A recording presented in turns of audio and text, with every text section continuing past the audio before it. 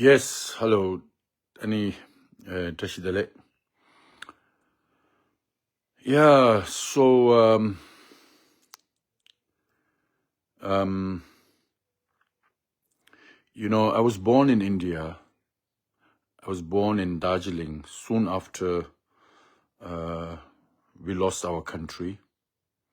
I'm the first generation of Tibetans born in India. So India is actually my home. The karmic, I always call it the karmic home. Of course, as a Tibetan, I'm Tibetan in this lifetime and hopefully for many, many lifetimes. But because of the collective karma of the Tibetan nation, the people of Tibet, the collective karma of the people of Tibet, I was born in India, in Darjeeling. So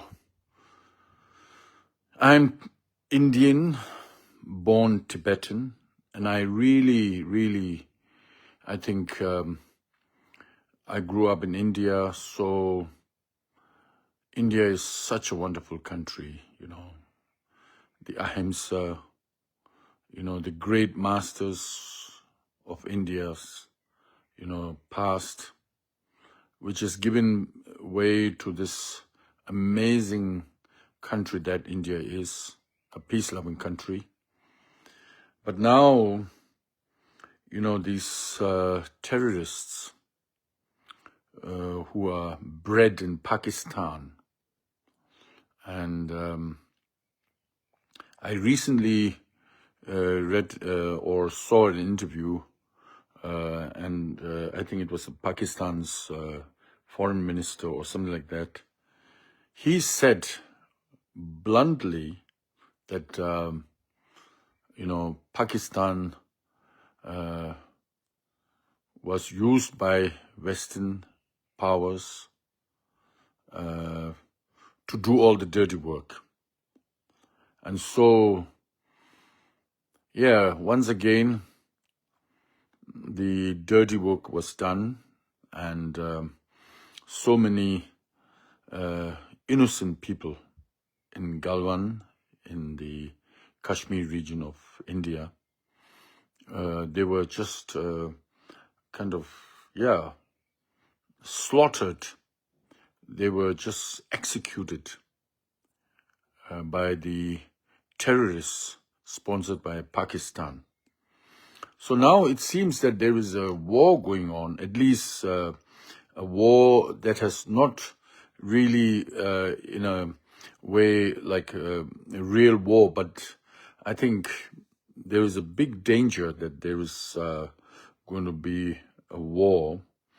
Of course, India retaliated it, and I think it is the right of the Indian government to retaliate, to bring justice, to these innocent people who were killed by these Pakistani terrorists.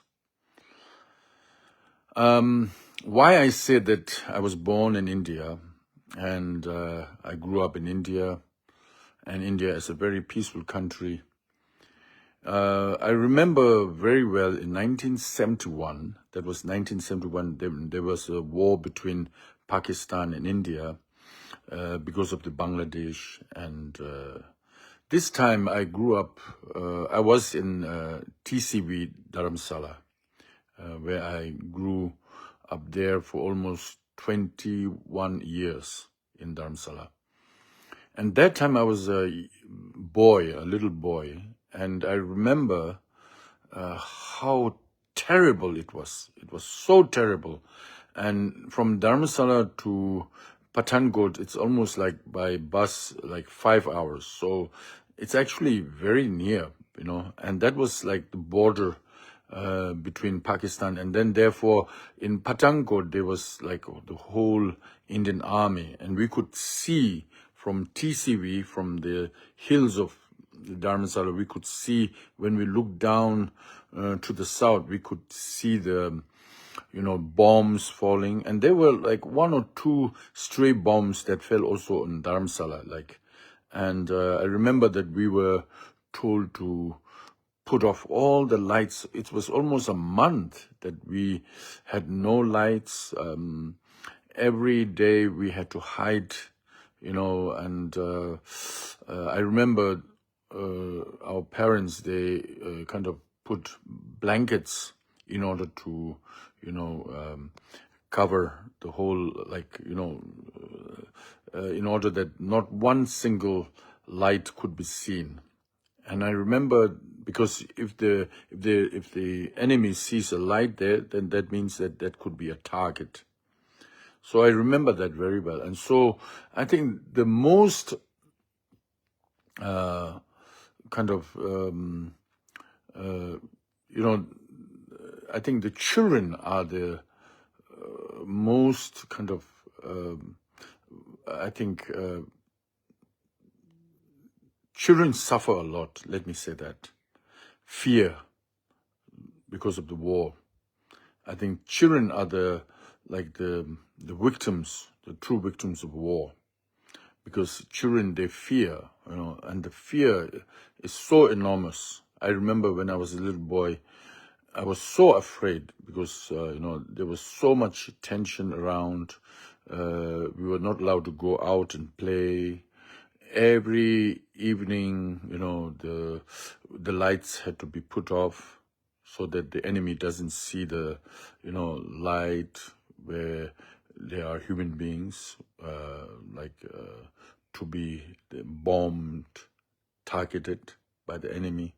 So I really, I think what the Pakistani terrorists did, they were sponsored by the Pakistani government. Therefore, now it seems that I think it was right for the Indian government to go and hunt these cells of these terrorists and to bomb them and to kind of annihilate them and let them never rise. But at the same time, now it seems that Pakistan is retaliating, which is really dangerous.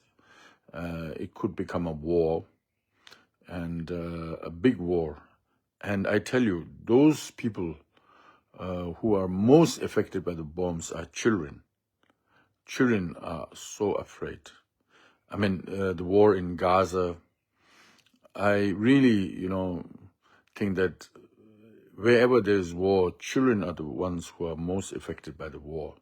So I just really pray that, Pakistan will not retaliate, because Pakistan should realize by now the kind of, as the foreign minister, I think he said, they should feel that the Pakistani government has been misused by all the powers, from Russia to America to all these Western.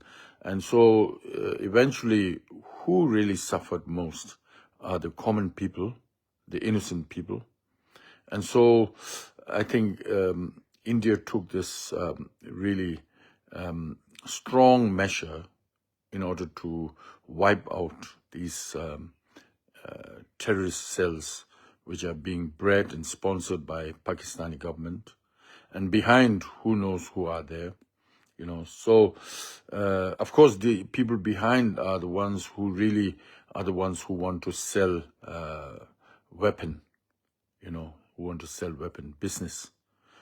For their business, they are making people fight between two countries, two people.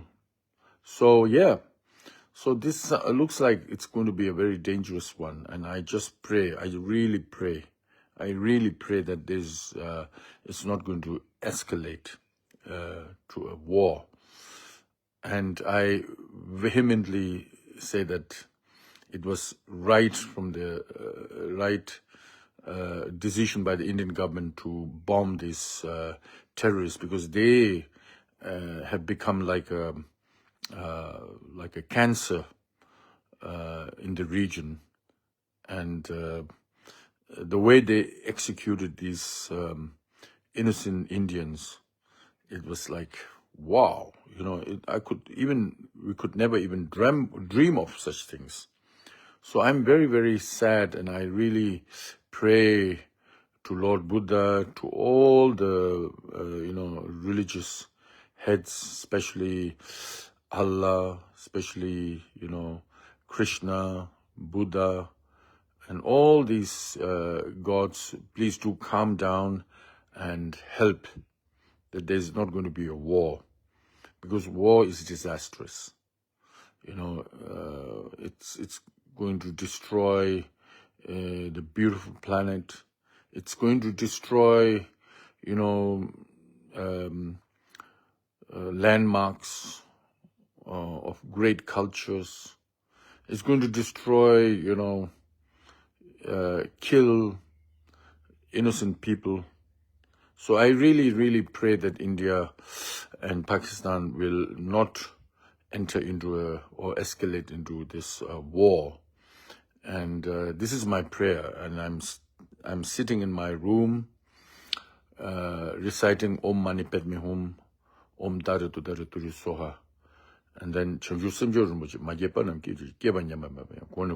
means to all those who have this bodhicitta mind, may it rise and rise, and to all those who do not have this bodhicitta mind, may it be implanted, may it grow, and that there will be peace. And so this is what I'm really, I'm saying this because, of course, there are like millions and millions of children who have suffered because of the wars created by their elders, their parents, or their, country, and they are suffering so much. And they cannot even say, stop the war, because they don't have means to say that. And so this is going to be really, really disastrous if the war, if it breaks into a real war. At the moment, it's not a real war, because India is very, very clear. It's called the surgery, kind of a tactic to eliminate all these terrorists. And like what China has done in Tibet, it's a similar thing. They have destroyed, they have killed, they have destroyed monasteries, they've killed 1.5 million Tibetans, just like, these terrorists who came into Kashmir and who killed these innocent people. Innocent Tibetans were also killed in the same manner, So, this is really, really, I really hope, because India is a peace-loving country, and India is one of the most wonderful country, as His Holiness Dalai always puts together, so many different, religions, so many different peoples from different walks of life, so many different cultures have existed in this, country for centuries. And of course, always there are people who create disharmony, disunity, fear.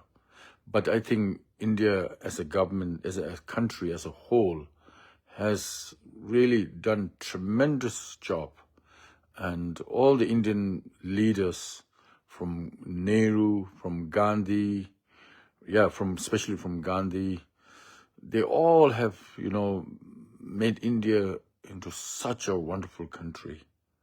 I mean, I live in Switzerland, I live in Europe, and if you read and listen to the history of Europe, this First World War, the Second World War, and so much of destruction in Europe itself by their government, by their people who, in search of gold, in search of, resources. they have done so much destruction here in the West. There's so much of blood in the hands of the white people in the Western nations. If you just see the First and the Second World War, that is enough, actually. And in India, I tell you, in India was 200 years under the British rule. So many great Indian martyrs have fought for their freedom, fought for their culture, so that they can, exist for their children. And India has done a tremendous job.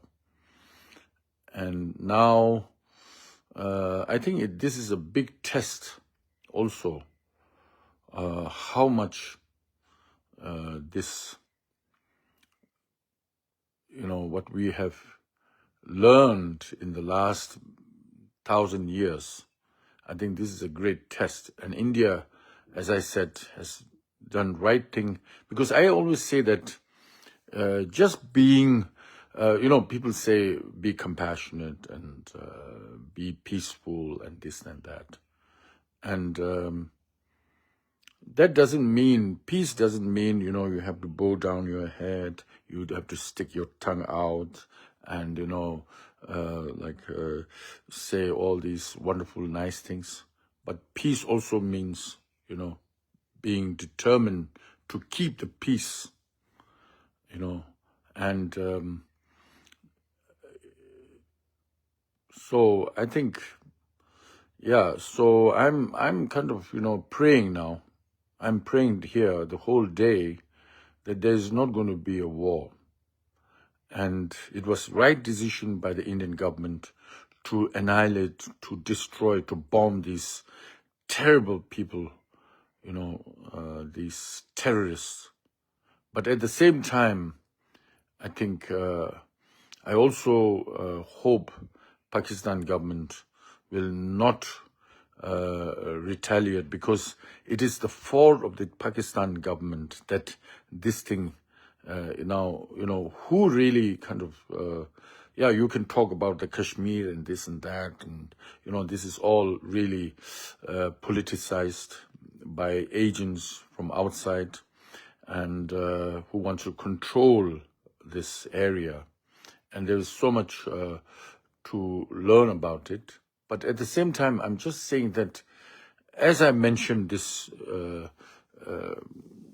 little kind of a story that I said in the beginning, I was in 1971 a boy at the age of 9, and I remember, although the war was not there in Dharamsala in the region, but because there was a war between India and Pakistan, so I remember, although there were no direct bombs falling down or like gunshots you can hear in the vicinity of our school, but from the distance, we could see the bombs, we could hear them, and then we could even see the fire, the sparkling of the bombs. And it was so terrible. Although we were so far away, in a sense, from the place where the actual war was happening, but we had to, as kids, I remember how much fear, it was so frightening, so frightening. I think this is not good for our children. Our children should grow up in a, very kind of harmonious, children should grow up in a peaceful place for the betterment of the future of this planet. And these warmongers, these crazy, terrible terrorists, selfish, egoists, they're brainwashed by their, these,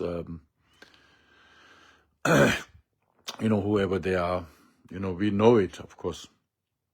So I just pray the whole day for the well-being of the people in this region.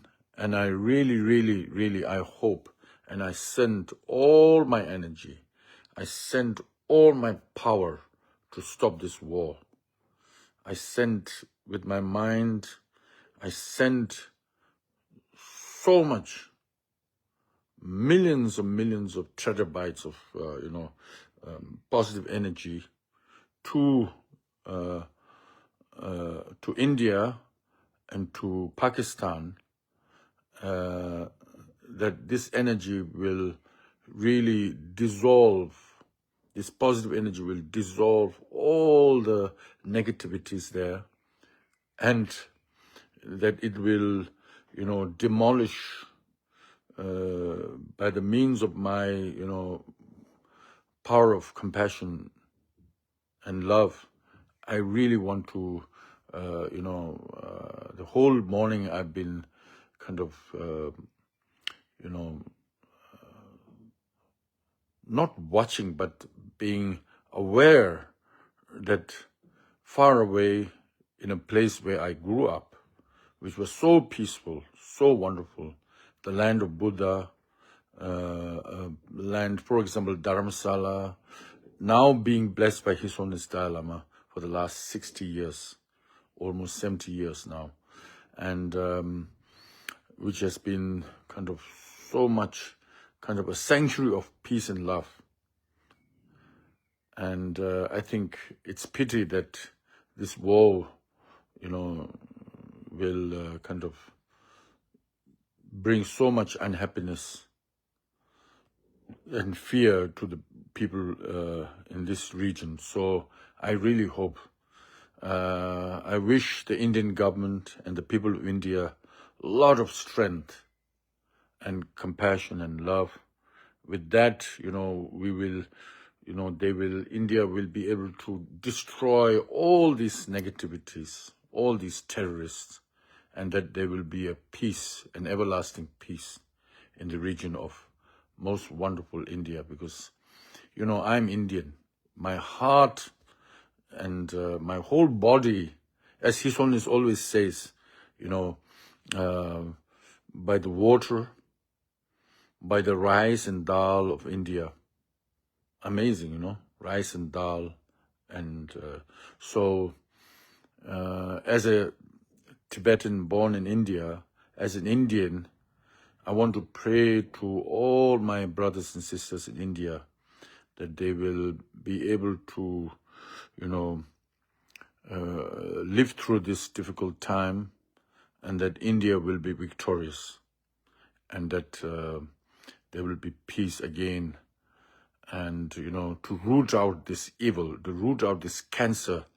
You have to do this surgical, tactic to kind of what India has done. And I fully support, although I am a peaceful man, but sometimes, we Tibetans have been so peaceful for centuries. And especially in the last 70 years, we have been so peaceful. We have done everything what the world really demands. And, if you really want to know the very definition and the practical definition of what is love and compassion and peace, then there is only one example on this planet, and that example is His Holiness Dalai Lama and his wisdom, his kindness and compassion. And so, Om Mani Padme Hum, Om Mani Padme Hum, Om Mani Padme Hum, Om Mani Padme Hum, Om Mani Padme Hum, Om Mani Padme Hum. I sent all my power and all my love and compassion and everything, my whole millions and millions of cells, this energy to India, and that India will, will not have to go through this war, and that there will be peace in India. Zindabad, Free Tibet, and Indo-Tibet friendship, kind of, this heart. So yeah. Om Mani Padme Hum, Om Mani Padme Hum, Om Mani Padme Hum.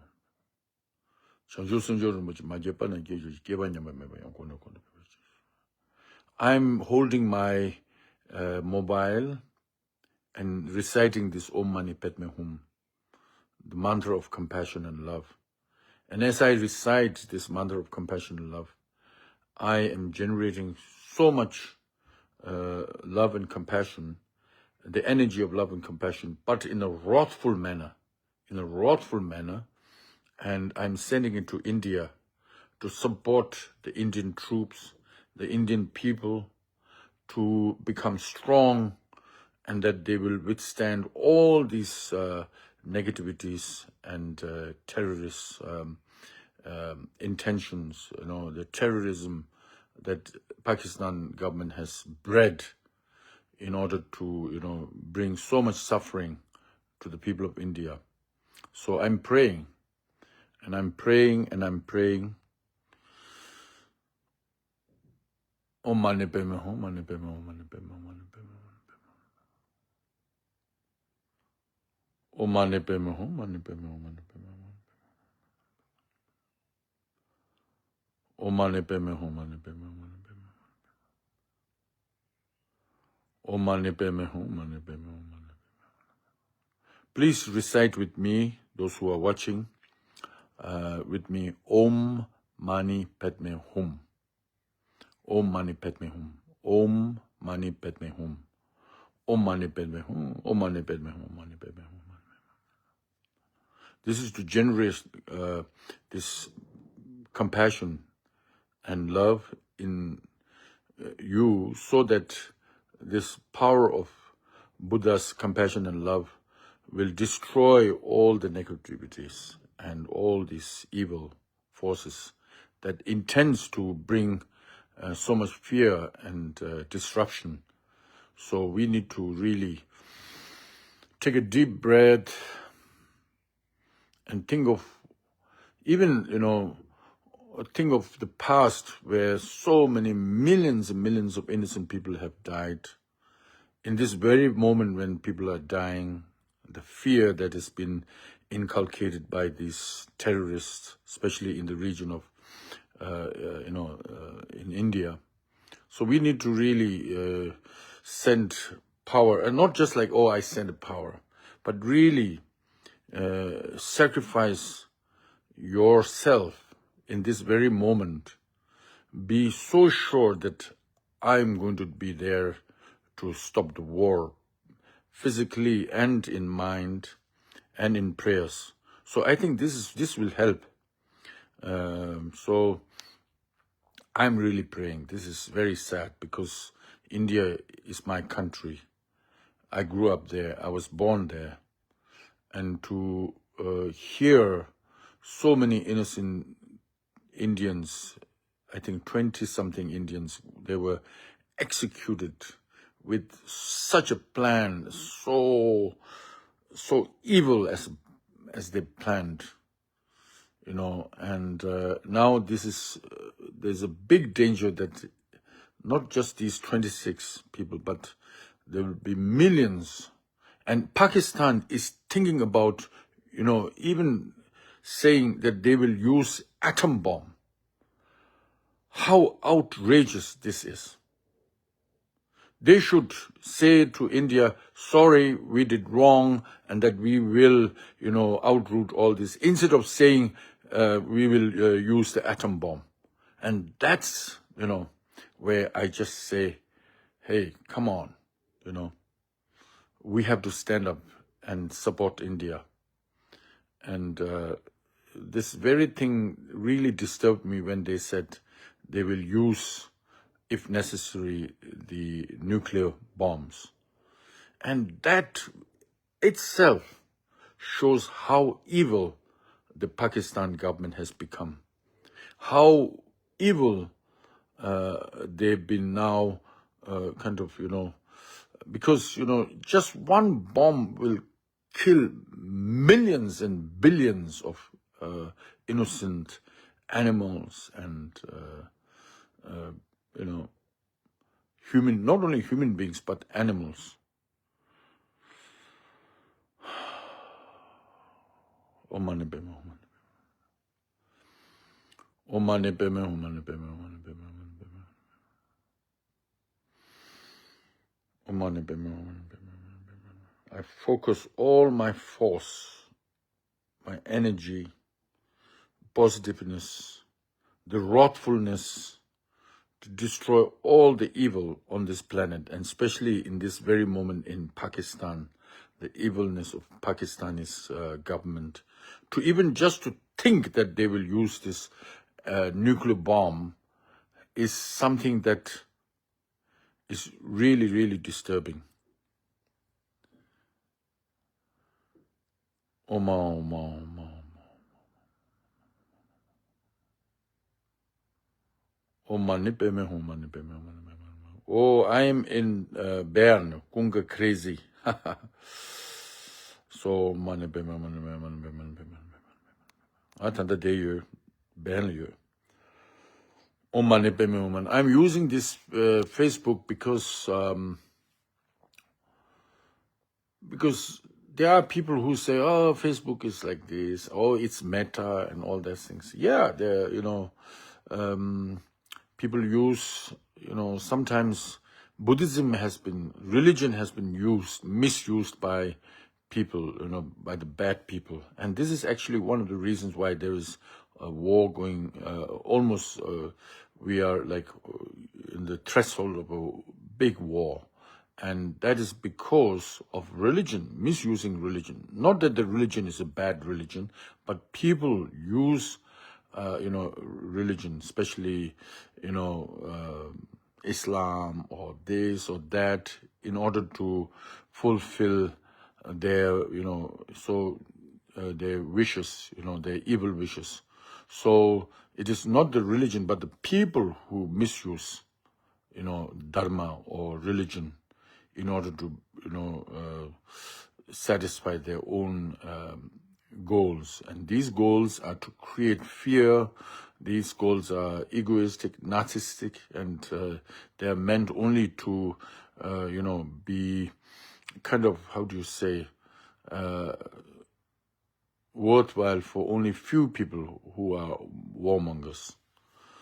So that's why now it is really, really, I just saw this morning in the news, so I'm using Facebook. Yes, that's the point. I'm using Facebook because not that I love Facebook and I'm like attached to see my face there and this and that, but I genuinely use this Facebook or any other thing to I grab this opportunity to bring peace and love and compassion, and through my music I have done it. You have seen me for the last 35, 40 years, especially from the time when Facebook came out. I was able to, sing for thousands and thousands of people, and in the meantime, 1.5 million people are following me. And that's quite a lot, And if I can even change one man's, attitude towards love and compassion, that itself, it's a seed that I can really be proud of, so that I have done this and be proud of. And now in the last almost 10 months, steadily, there are 1.5 million, people who come in my Facebook. And it's not that I'm proud of it in the sense, wow, I'm a great, guy. But I'm just saying that, we use every avenue, even you just go out in the street and talk about love and compassion. And if you can change one man's love, attitude towards love and compassion, that's huge. That's a huge, a seed that will kind of, grow in that one person's family and so on, further. So this 1.5 million people who come in my Facebook, not because they are thinking that Lotte Namling is, how do you say, is great, and therefore, that they will benefit materially, or they will have some, through his Facebook, they can, reopen an account and benefit their financial or whatever, No, not at all. All these people are coming in my Facebook because they love my songs, they love what I do, because they feel the genuineness of what I do. And I think this is something very important.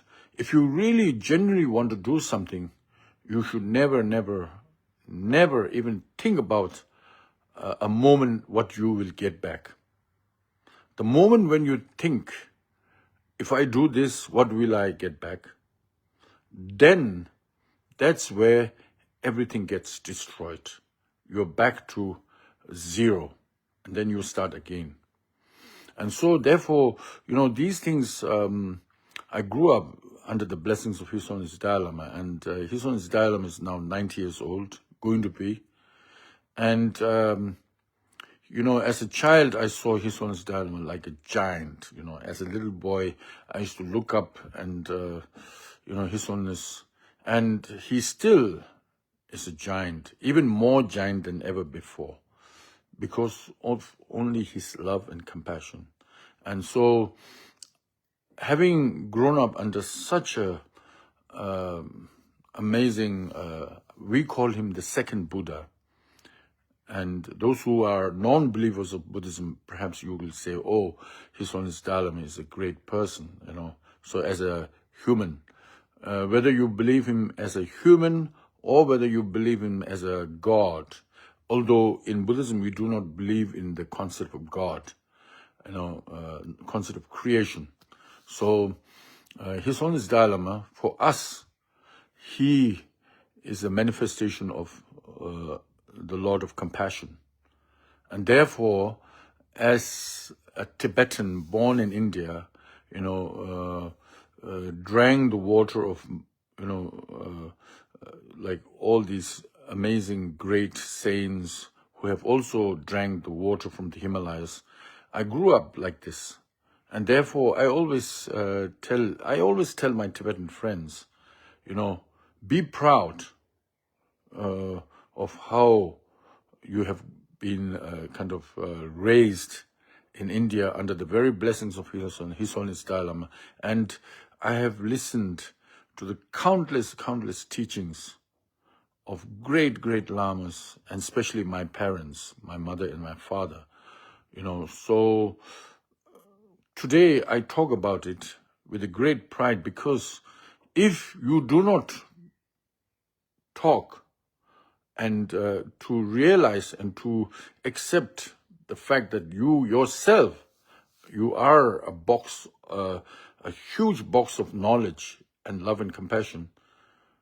And if you are afraid and if you are shy to even to recognize that, then you are not, you are not doing justice to your parents, to His Holiness Dalai Lama. You are not accepting that they are great. The moment when you accept yourself that you are, full of this love and compassion and full of wisdom, full of blessing, then only then you can also say, you can be proud that you kind of respect, you kind of, recognize the greatness of His Holiness Dalai Lama, the greatness of Buddha. That recognition of the greatness of the Buddha himself will be only fruitful the moment when you recognize yourself that you have been raised under such a sunshine of love and compassion, and that you have it, and that you are going to use it to bring love and compassion and peace and just not like love and compassion like some people, these esoteric and sects, they say, oh, love this and that, and in the end they don't do anything. It's just like for their own emotions they talk about love and compassion. No, that's not it. Real love and compassion is taking a stand, just like India is doing now in Pakistan, because India stood for peace and love and compassion, stands for peace and love and compassion all the time. And now, in order to keep that peace in the region of India, they have taken these surgical, attacks, so that the the source of all the suffering. The cancer will be eliminated. You have to, if you are suffering from cancer, you have to. Yesterday, a good friend of mine, he has a plastic here, and I told him, hey, what happened to your nose? I've seen this plastic all over. He said he had to, the doctors took out a skin cancer, and so it was taken out. So like that, India's surgical kind of tactic to eliminate this is great, and this should be done in a way with great compassion, not thinking of hatred, and but thinking of, even thinking of, having compassion to their enemy. But this is not like just in words, like, oh, I have compassion to my enemies, for my enemies. But that's just in words. The real compassion, especially doing such a surgical kind of attack in Pakistan, in the occupied Kashmir of Pakistan, there, I think it's really, really good, because India is trying to eliminate the cancer, these cells. And I think as a Tibetan fighter, as a Tibetan, kind of an activist, freedom fighter, I do not believe in just empty love and compassion. I am full of compassion and love. But this love and compassion, has to have some kind of clear clarity. And this clarity is here, that you just have to, from the depth of your heart, with great compassion, you eliminate these evil people and evil-minded. And then it's good, Buddha never said that being compassionate and being love is just like you just, lick the feet of somebody, No. The real compassion, if you really, if the world really sticks to love and compassion, there will be no, war. There will be no, not just because it's just about love and compassion, but to be clear where to eliminate these, because you have to one day take stand to eliminate this evil, because they will just destroy the whole planet. And by that time, it's too late. So from the depth of my heart, I've been praying, reciting Om Mani Padme Hum the whole morning, just, to send some love and compassion, especially Om Mani Padme Hum is a mantra of generating compassion, so that with this compassion that you have genuinely generated from within your heart, from within your body, you can really send it to India, on the borders of India and Pakistan, and then to really eliminate this evil thought. This is what I really said. This is, that there is a little fight here and there, some skirmishes here and there. Even in a family, you have skirmishes and this and that. But when the Pakistan government said that we will retaliate with the atom bomb, with the nuclear bomb, I couldn't, sleep. I couldn't even, think of the fact that this Pakistani government could say such thing, So hopefully, please do pray for my brothers and sisters in India, and of course, to all the innocent people of Pakistan who are driven by their government and by these evil people into this such kind of, terror activities. I really, really hope from the depth of my heart. So we should all, send so much of our energy that is love and compassion. And if we can do that but genuinely, not just in words. Sometimes these esoteric people, these fake Buddhists and fake this and that, they're just people who just emotionally, if you just run things by emotions and then, then it's not going to be powerful. You have to be clear cut, clariness. So I sent really to all my brothers and sisters, my Indian brothers and sisters, courage and hope for peace, that there will be peace for our children and their children and their children. So, Om Mani Padme Hum, Om Mani Padme Hum, Om Mani Padme Hum, Om Mani Padme Hum, Om Mani Padme Hum. Om Daritu Daritu. So please don't think that I'm trying to be some kind of religious. I honestly, I'm not religious in the sense, the way religion is described, being religious. I just simply really don't think again, Lothan is indulging in this kind of strange. No, but this, if you have it, then give it. Don't hesitate. If you are true to yourself, don't hesitate. And do it from the heart, genuinely. And not thinking, as I said in the beginning, oh, what will I get? Will I get fame? Will I get some money? Will I, get some friends because of saying these things? Then, it's going to be zero. It's kind of, you're wasting time. So, it's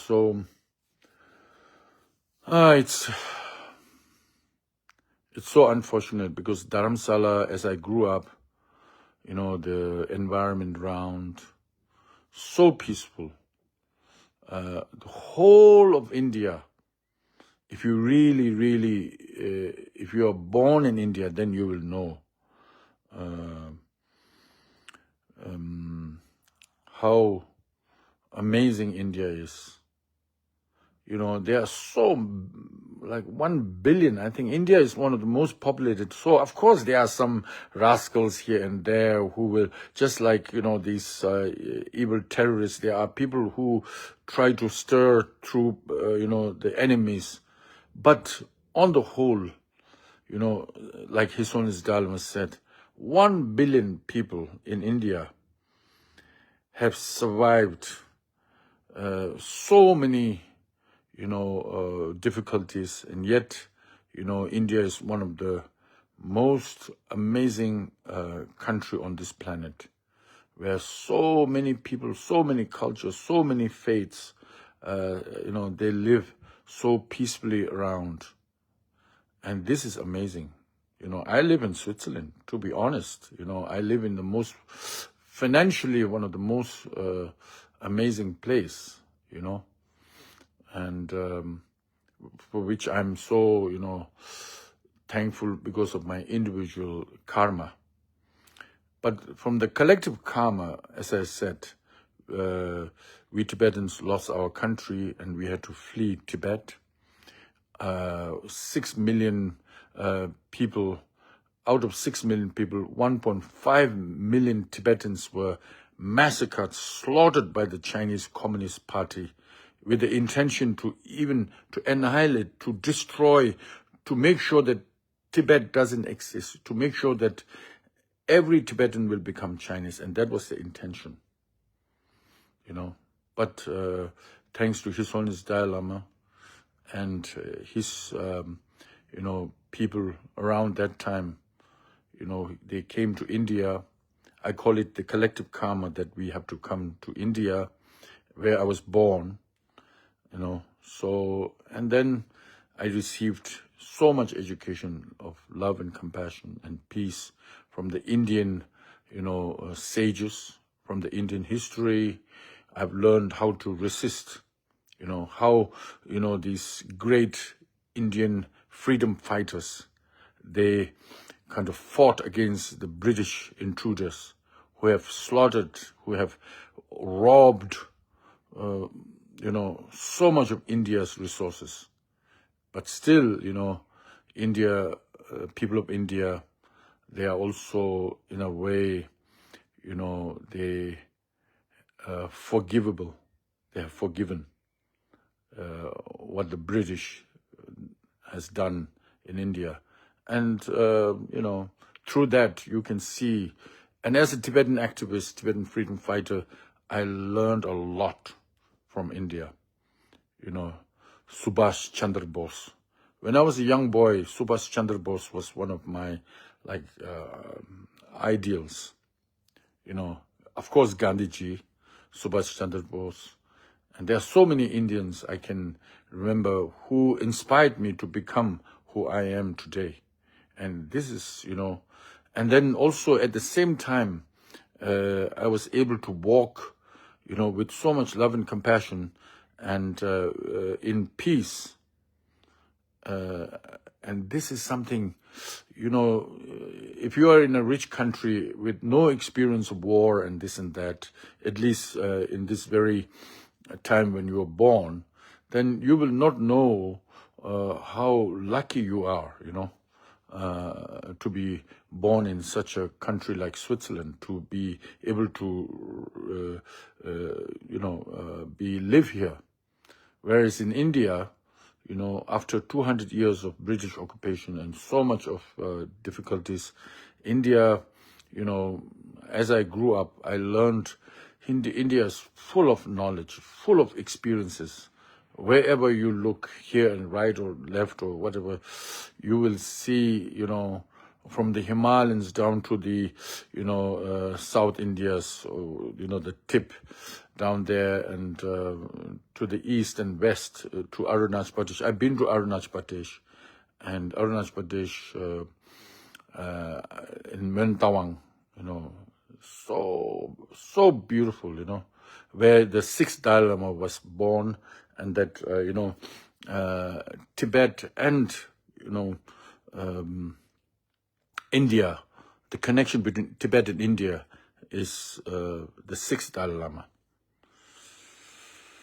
So anyway, too much talking, a little bit emotional, a little bit sad, not sad like, what am I doing here, but sad because, so many innocent people, if the war, like what the Pakistan, the foreign minister, really, showed off their nuclear capabilities and saying that they will retaliate in nuclear bombs. And this really disturbed me because,